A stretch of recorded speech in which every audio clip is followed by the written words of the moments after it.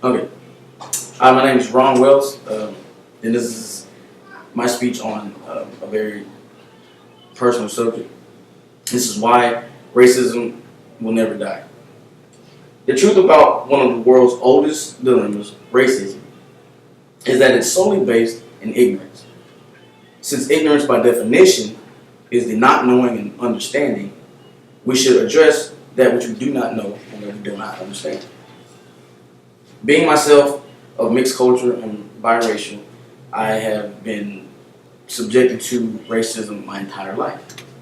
Um, I have been racially profiled for being black, from anyone from the police to other kids in school.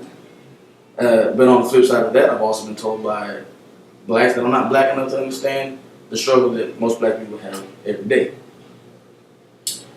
My father himself was raised in a time where racism was literally everywhere. He was born in the 50s.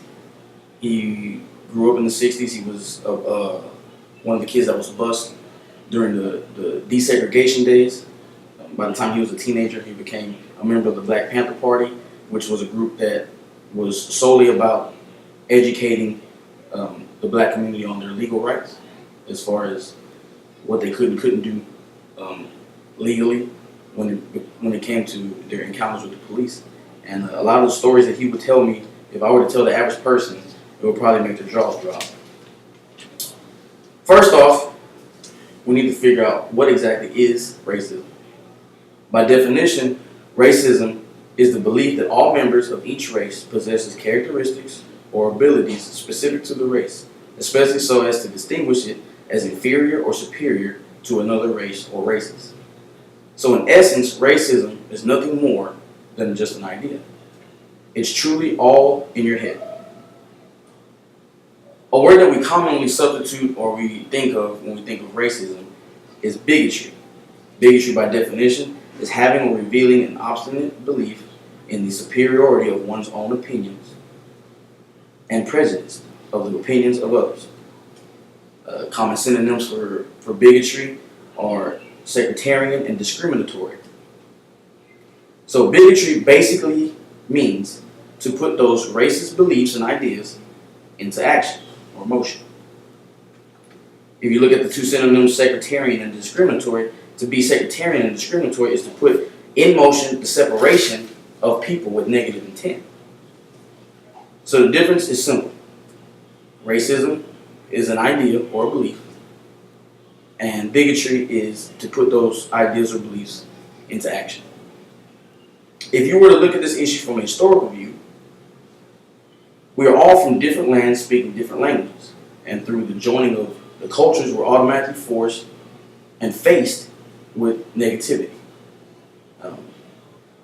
It's human nature for us to fear what we don't understand, and through historical proof, whenever we mixed or started beginning to see the cultures and races clash, the first instances were all negative.